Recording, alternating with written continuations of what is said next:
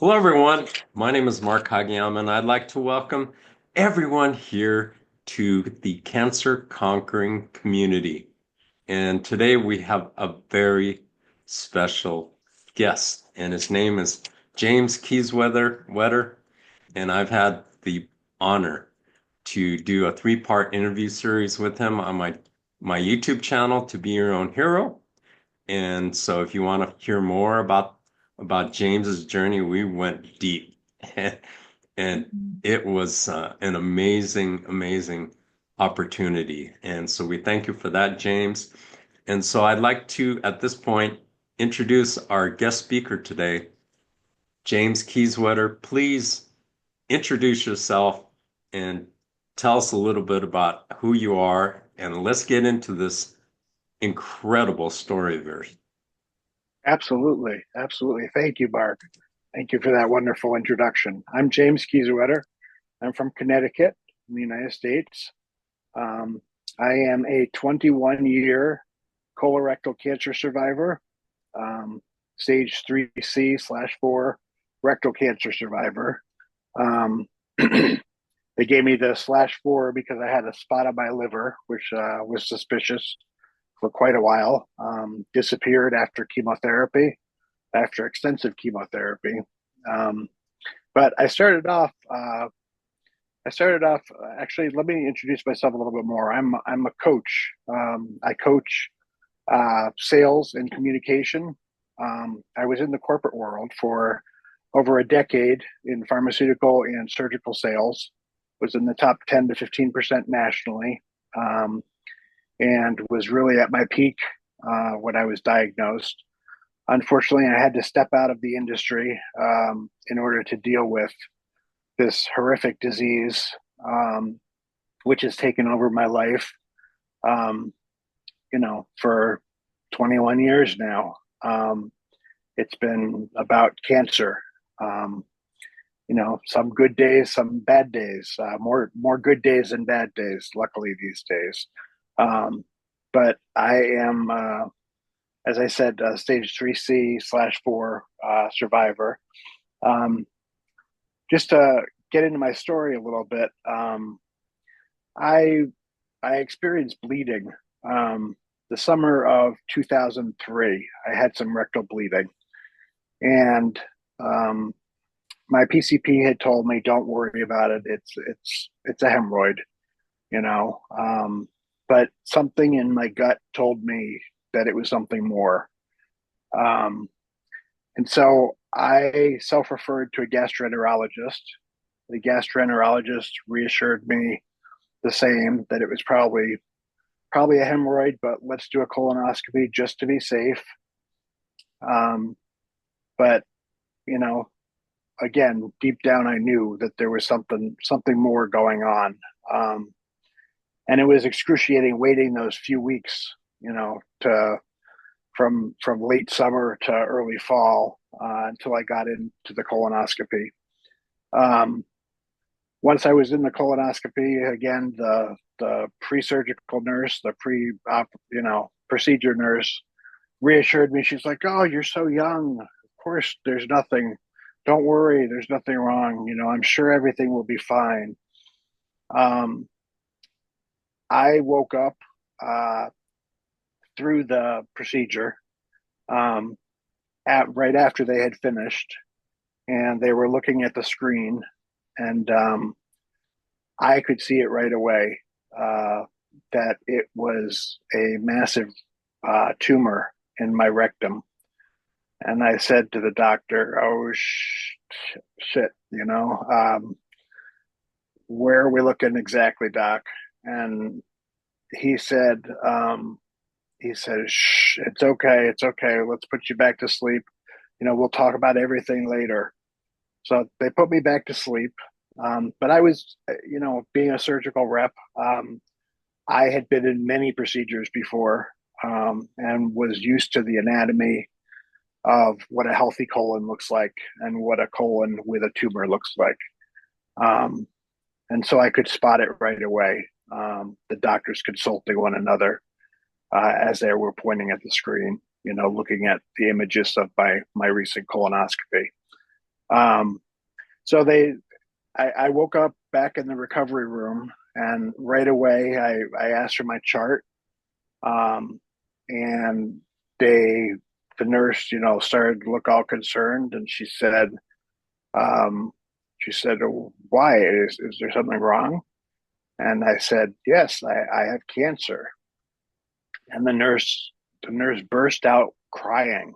Um, she was bawling. Um, it was something that I had not expected.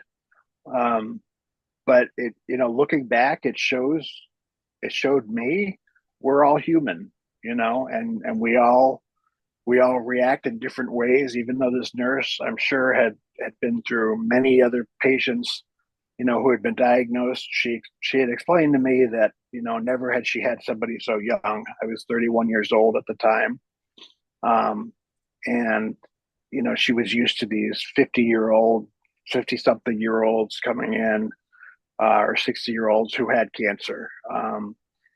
And so I spent the first 10 minutes consoling her before I got my chart finally, telling her everything would be okay.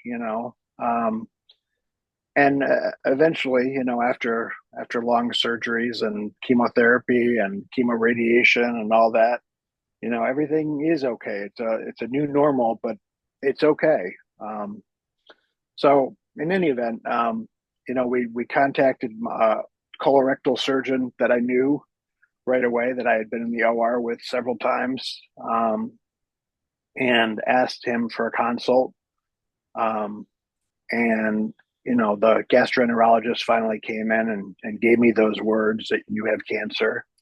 Um, and it was jarring at first. I compartmentalized things, and I kept them. I was so used to, as a surgical rep, as a pharmaceutical rep, of being able to multitask, and keep things in their boxes where they belonged, and be able to attack things right away. I think that's why I had the nurse call the surgeon right away, and let's get this ball rolling, kind of thing. Let's get his opinion. But in any event, move on in the story. I was fitted for a port. I went in for a port. Judith, you're gonna love having a port, and you're gonna hate having a port. It's a love hate relationship that you develop with it. Um, but it really does help out instead of them fishing for veins. Um, and you know, um, that was my first surgery. They wanted to put me right in to chemoradiation. So I went through 3 months of chemoradiation. Um, I had my little fanny pack at home, which fed me continuous, um, 5FU, is it's called, a chemotherapeutic agent. Um, and that fed that on a 24-hour cycle. And I would go in daily for my radiation sessions. Um, I did that for, like I said, about 3 months before my first major surgery in January, January 2nd. I went in for a low anterior resection. It was supposed to be, but unfortunately, the male pelvis is much, much more narrow than the female pelvis.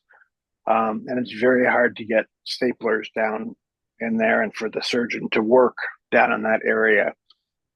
So they had to convert my surgery to a 10 and a half hour colloidal pull through surgery, where they completely resected the rectum and um, brought the sigmoid colon down, and reattached it to the rectal stump. Um, when I woke up from surgery, after 10 and a half hours, I felt like I was hit by a bus. It really, I can't even describe how I felt. Like I was at death's door. I soon discovered, after about a week or so, having an indwelling catheter. They removed it, and I found out I was unable to urinate. So it affected the nerves so badly down there. You don't realize how many nerves are involved in your lower rectum. Um, Especially it was much lower than they thought it was, even from the imaging. Um, so um, yeah, so that was very jarring for me. Not realizing that not only would things change for me with a possible bag, but also now not being able to urinate. I just wanted to get out of the hospital, and I thought that I wouldn't be able to go home, but they taught me how to self catheterize, and I was able to go home. I had trouble healing from all the massive radiation that I had received. Um, I had suture pus pockets that developed at every incision, every suture site developed an infection. The major incision broke open. It wouldn't heal properly. Um, I ended up with a temporary ileostomy to try to let my rectum and my large intestine heal. But I had that for about 3 months. That's not Let me ideal pause for you you right to. there, James. Sure, sure. You can always tell when you're talking to a longtime survivor. I mean, they just rattle it off and because they've said it so many times, and I know, after talking to you a lot lately, I understand, uh, you know, the way it is. But there's so many aspects to what James has said. And so I want to kind of go back. Well, one quick story I want to interject about a port. Um, I had just taken my port out, and I was having a procedure. I don't remember what it was at this time. I've had so many, but it was first thing in the morning. I went to the hospital, and so they had to draw blood from my arm again. And so this was like 6 in the morning, and the person helping me, he was like half asleep, and so he sticks me, and all of a sudden, I'm not kidding, waterfall. I mean, just spraying up of blood. I'm like, he goes, I've never seen this before. I'm like, you got to be kidding me. And it was like it was blood everywhere. And Unbelievable. yeah, so anyway, we got that taken care of, and I talked to several other uh technicians after, and they said, "Oh, he's stuck an artery." And I was like, "Man, that is just crazy." So, you never know what could happen. And just be aware if you go to the hospital early in the morning, make sure you're the person taking care of you is awake, especially if they're taking your blood. So, yeah, that was a pretty crazy experience. But let's kind of go back a little bit and talk about what drove you as far as your will to uh, you know take on this fight of cancer in your journey, because that's very important here, because we all need a purpose. We all need a reason to fight, and we all need that hope and that inspiration. And so, yeah, James, if you could talk about that, please. Absolutely, absolutely, and you're absolutely right, Mark. It was for my two sons, my two younger sons. They were 4 and 7 at the time, um, and my wife and I had a difficult marriage. We weren't seeing eye to eye on a lot of things. There had been some infidelity in the marriage, um, which I had forgiven her for. We renewed our vows, and this hit me 2 years later. And so it was really tough. But I was thinking to myself, who's going to be there to raise my two young sons? And so I focused on them. Otherwise, I don't know whether I would have had the will to do all that I had done, and to keep as positive as I did throughout, you know, the entire thing. I think it's really important for you to have, you know, something to look forward to, somebody in life, something to draw your attention away from the cancer, that makes you smile, that gives you some joy. Um, and you know, every time I would play with them in a different way, whatever, but still hear their laughter. You know, it would bring me back to the present and bring me away from the cancer, um, and and give me joy. You know, so I think that's really important, is to try to hold on to something um, concrete that's going on in your life that you can focus on, um, so that you can get through the hard times, the hard days, because there will definitely be hard days, you know, days that you don't want to get out of bed, when you want to pull the covers over your head and just hide from the world. And that's okay to take some time. Um, but you know, we always must get back up again and keep fighting on. Um, and so that's what I learned from going through cancer. To try to, you know, stay positive is the most important thing. Try to talk well to yourself. Have those positive affirmations that, you know, you post them on your mirror, that you will get through this. You know, that there's goodness in your life. Um, and try to remind yourself of that. It's, you know, we're always listening to what our brains are telling us, you know, what we're talking in our head about. We're always listening. So it's important to try to feed ourselves positive information. Um, and when you say positive things, 9 out of 10 times, positive things will develop. Um, so you can actually change your reality in that way, and feel like you have some sort of control over your life. You know, over things that really you have no control over.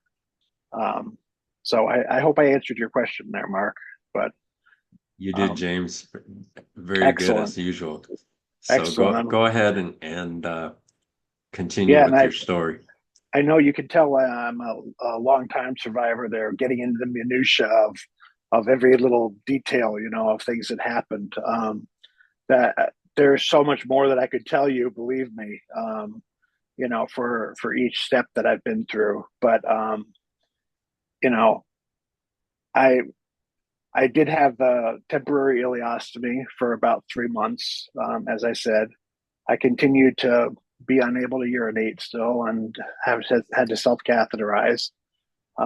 That remains to this day. You know, I can force out urine sometimes, but other times I do need to catheterize, especially when I have a full bladder, and that's something that I did not expect.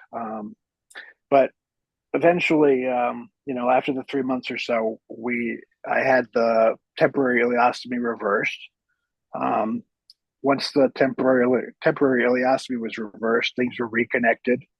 Um, but over time, um, we determined that there was so much scar tissue that had accumulated in my new rectum, um, that the stricture was so tight, it made it almost impossible for anything to get through. Um, and so I had to make the difficult decision about 6 months later, finally, to go in for a permanent colostomy. So I had another major surgery, permanent colostomy. You know, after the first procedure, they had removed 10 lymph nodes, and 8 out of 10 of those lymph nodes were still positive for cancer, still had live cancer cells in them, even after all that radiation that I underwent. Um, you know, I felt, after the burns that I experienced on the outside of my body, all the, you know, blistering and all that in my pelvic region, that I was like a microwave. You know, I was like cooked like a microwave, and that what else could be alive at that point. But since there were 8 out of 10 positive nodes, I needed to do chemotherapy as well. Another round, several couple rounds of chemotherapy. Um, so in any event, I did go in for the permanent colostomy. Um, I uh, I knew what to expect because I had the temporary ileostomy for a number of months, and had to learn how to manage that, um, basically on my own. The leaking, um, when you would buzz for a nurse and the nurses weren't available to come for 10 minutes, while you know when you have an ileostomy, it comes from the small intestine, so there's much more caustic material that comes out that burns the skin around you, around the bag. So it's important to get that changed right away when you have it. Um, but so I was used to having a bag, and being able to manage with one, but it was yet another thing that I had to go through and manage. And I still, like I said, I have a permanent colostomy till this day.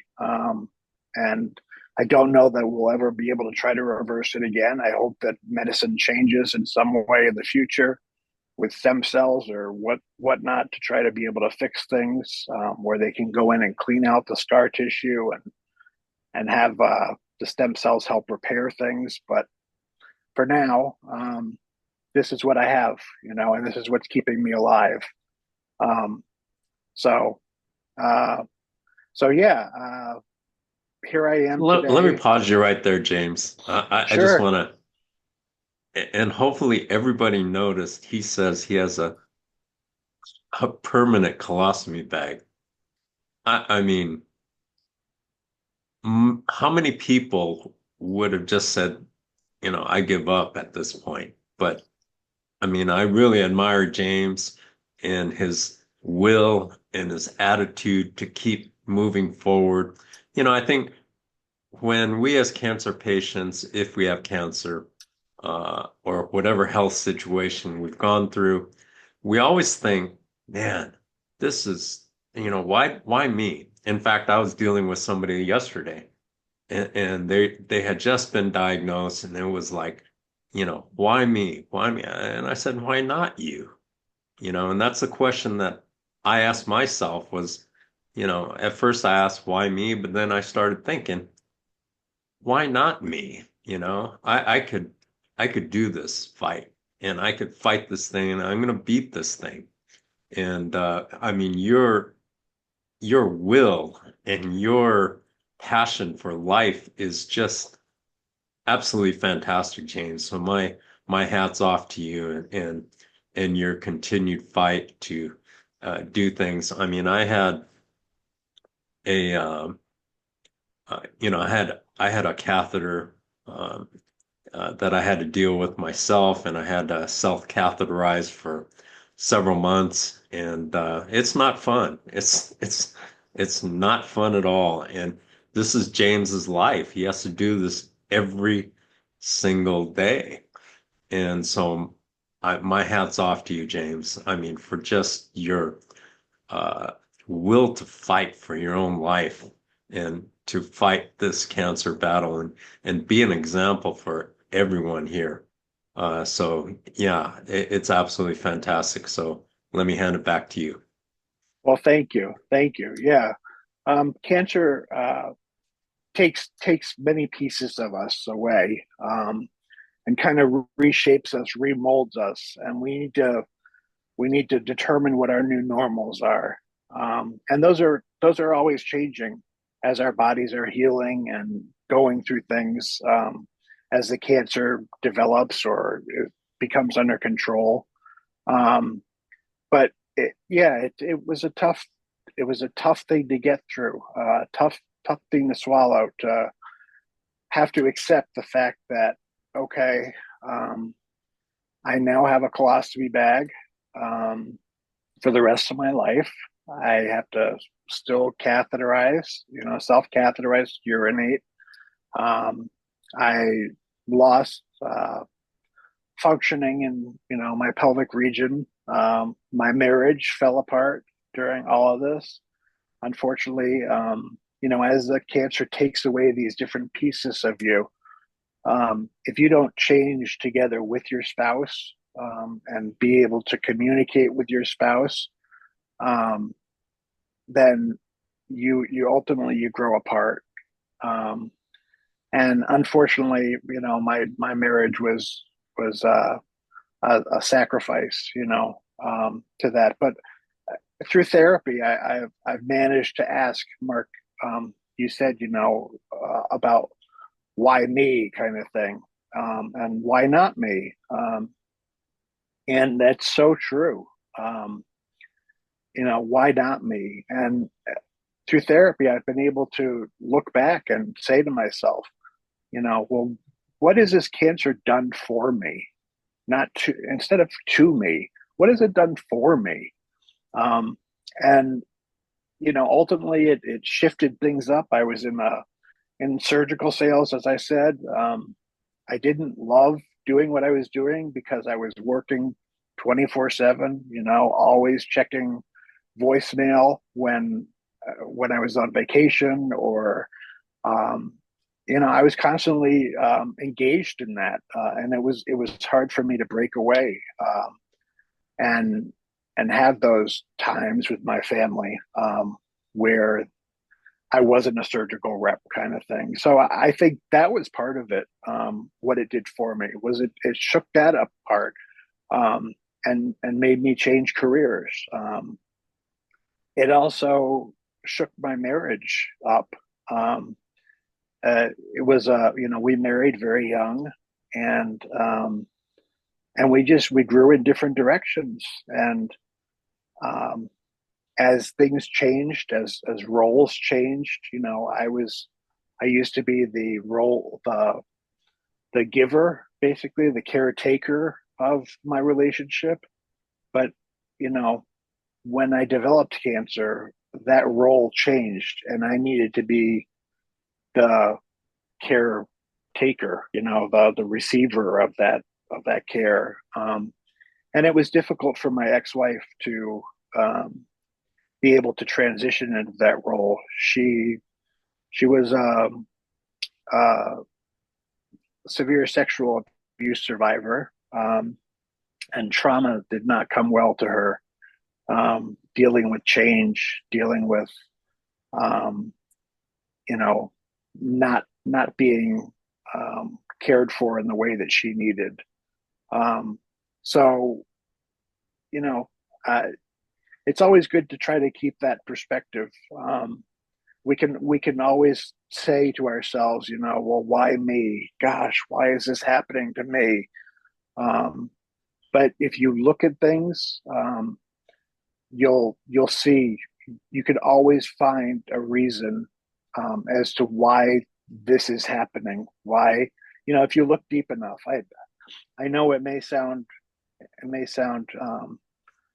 difficult for some of you, at whatever stage you're in right now. If you're in earlier stages, going through cancer, it's much tougher to see. But at some point, you will be able to look back and to ask yourself, what has this done for me? And so, yeah, I think that cancer was almost a blessing for me. It did shift things up. It enabled me to be able to see my sons grow up. Still, I surviving cancer, but I got to raise them as well. Something that I didn't expect to have to do basically on my own. But my ex-wife unfortunately didn't have as much of a role in their lives as I would have liked. Um, but again, it is what it is, kind of thing, and you have to plug through, you plow through it, and just do the best you can. And I'm so proud of my sons today. They're 25 and 28. Um, I'm so proud that I've been able to see them grow, and to be a part of that, and be there for them, for those hockey games, and you know for those school events and all that. Uh, so yeah, it's been quite a challenge, but the challenge has brought me um, joy along the way. When I look for it, um, when you try to seek it out, and try to find those moments in your life, um, thinking positively, like I said, is such a big thing. Um, just trying to remain positive, keep those keep those affirmations, keep telling yourself that you can do this, that you can get through this. I will survive. I will beat this cancer. I will beat this enemy. you know and eventually I did. I went through a couple rounds of chemotherapy finally after I had my permanent colostomy. After I healed from that, I still had trouble healing from the major surgery. That was a remnant from the massive amounts of radiation that I received. Um, and, today I have premature osteoarthritis in my hips as a result. Um, I still have those tattoos, from receiving the radiation. Um, and memories of the burns that I received, and all that. But um, it was all part of the journey, to get me to where I am today, and and I'm grateful. So I think having some grace for yourself, trying to remain positive, realizing that you will have days when you just can't do things, and that there will be change, yet that there will be a new normal for you. Your body's never going to be the same that it was, um, but you become used to this new normal that you have. Sometimes I still revert back, though. My brain thinks that you know that I'm back to James 1, pre-cancer kind of thing, and it'll think in those terms that I can still do. Of course, I could do this. Of course, I'm a big, strong lad. Whatever, I can move this furniture or whatever. But then the realistic part of you comes forward and says, "Wait a second. That was me before, and my new normal is that I can't do this. Yeah, there are many things that I still can do. Um, and many additional things that I could do because of the cancer. Um, but there are things that I do have limitations to. So, Let me pause you right there, James. I mean, sure, you've gone over so many things.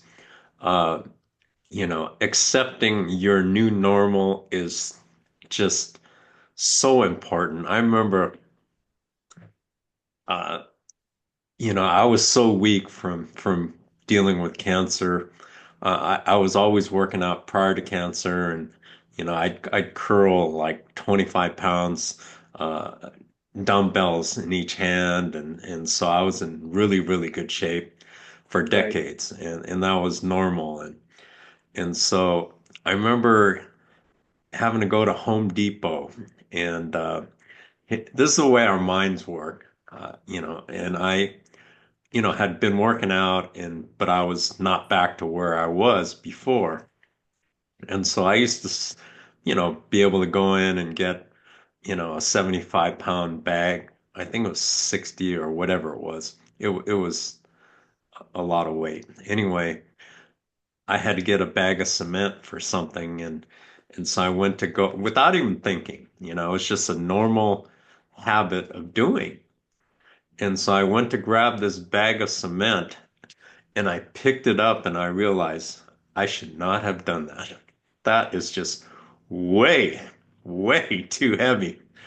And so I ended up putting it back because there was no way I could lift it out of the a cart after that. So I realized then I started looking for real small bags and I got several small bags as a result. But how were you able to maintain this incredible attitude of yours, in spite of all the things that you were going through? That's a great question. I met with my surgeon, my colorectal surgeon, back about a year ago.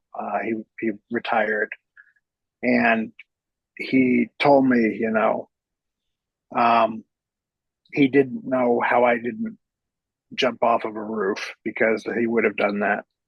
And for my surgeon to say that to me, it struck me like, wow, a doctor's telling me this, like how did I not, you know, give up, and just give in to everything. And my answer is the same as I said before. It was to be here for my kids, you know, and I held on to that, and just kept that, in the back of my mind, just that I'm doing this for myself, but I'm doing this for them too, to be here for them, you know. And I think that we all have these things in our lives that we can try um, to hold on to give us positivity, to give us the will to keep moving and go on. Um, and I think, if we look hard enough, it's a lot of times it's hard to see through the forest, and it's hard to find those things that will keep you motivated and that can keep you going. But if you look hard enough, you will find something that's meaningful enough to you, um, to help you to keep moving forward. And I think that's what life is all about, is moving forward, even if it's inch by inch. It's at least you're doing something, at least you're still trying you know to do something, and live. um, there was a part of my life, going through this, when, of course, you're in survival mode. um, and eventually, I realized that, relatively quickly on, that survival mode wasn't working for me. That, you know, I needed to live as well, much like what Judith was saying in the beginning. Um, you know, pushing yourself forward, going to see your kids, going to see what's important to you, and that will bring you joy. That's what life is all about, is those joyful memories, those joyful moments that we have. That's what we can take with us. Um, and I wanted to have as many of those as possible. So I, you know, yes, despite all the heartache and the pain of, losing these parts of my body, and the changes that went along with it, you know, I needed to keep moving forward. Um, and that's still propelling me today. I still want to be a good role model for them, for my sons, even though they're adults, and to show them that that you can triumph through adversity, that you're always going to face adversity in your life, um, but you can get through it, and you will get through it. You will find a way. So, It's absolutely beautiful, James. Why don't we open up to a couple of quick questions, and then shortly after, we're going to stop the recording, and then we're going to, you know, start closing it up. After that, we'll go around the room. Anybody have a question, you could raise your hand, or, just wave, or whatever you want to do, and we'll get to you. Nobody has a question. Oh, go ahead, Judith. Unmute Judith. yourself, please.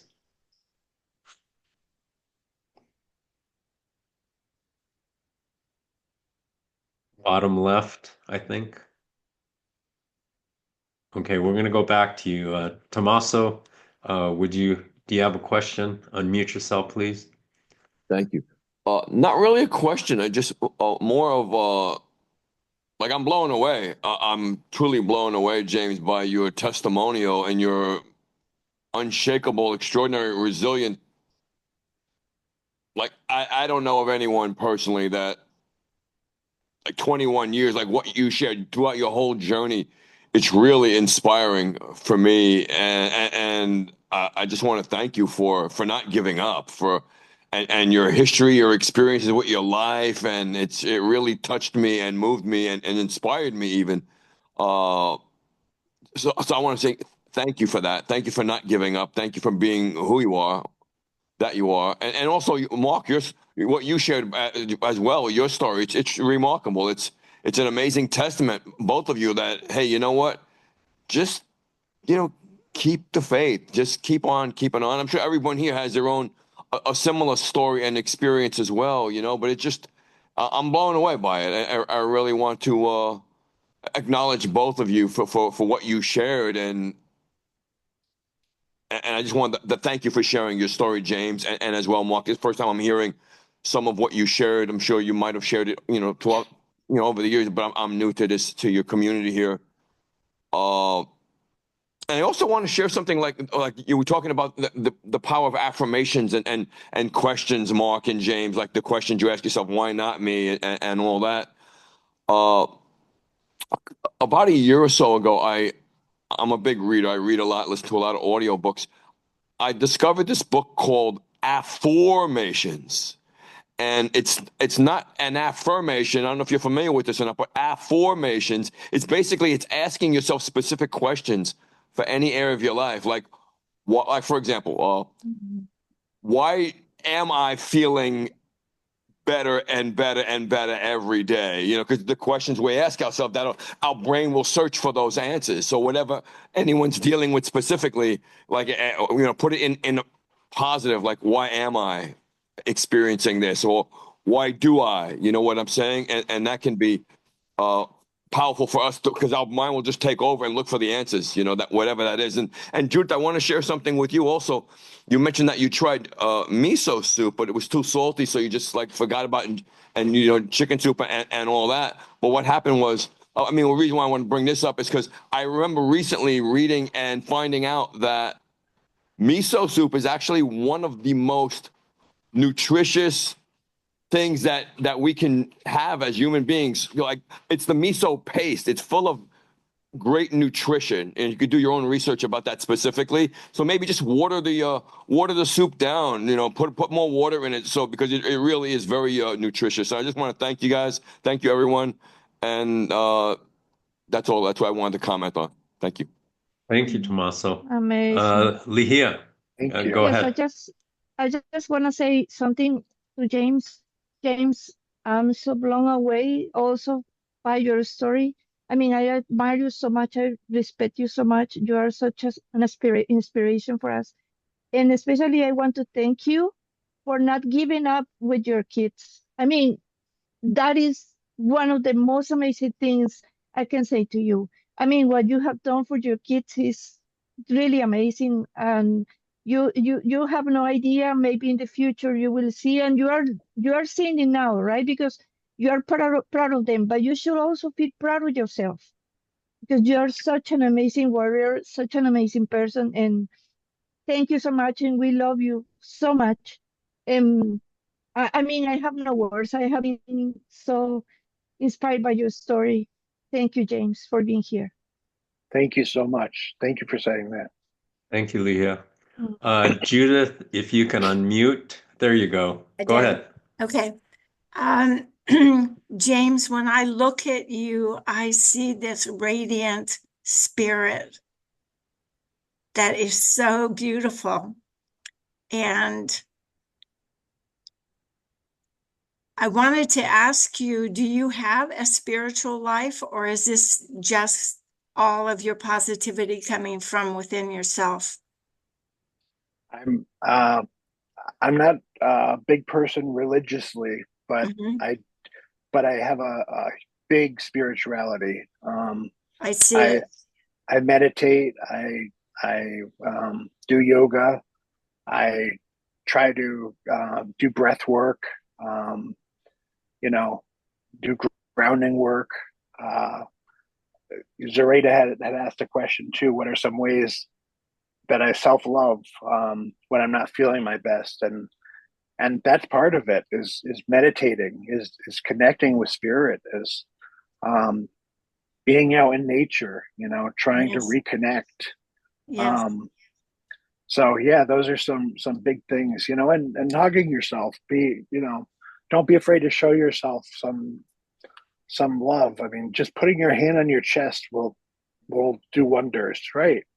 Um, to to make. I mean, it gives you feelings within your body that just to show that you love yourself, um, and that's so important in your healing journey. So, thank you so much for saying that, Judith. I I appreciate I that. I'm I honored. I can see that radiance. I'm a Yeah. holistic psychotherapist treating body, mind, emotion, and spirit.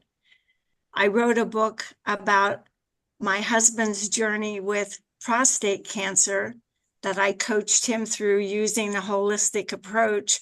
And I say in the back jacket of the book, your spirit is your most powerful weapon in the fight against cancer, because the body is physical and limited at times. Your spirit is the most powerful part of yourself that never extinguish, that lives forever, that connects body, mind, emotion, and spirit, so that the whole person is dealing with the cancer. And you're a wonderful, wonderful experience. And when a person's spirit is wide open, you get inspiration from higher power to do things you wouldn't have come up with yourself.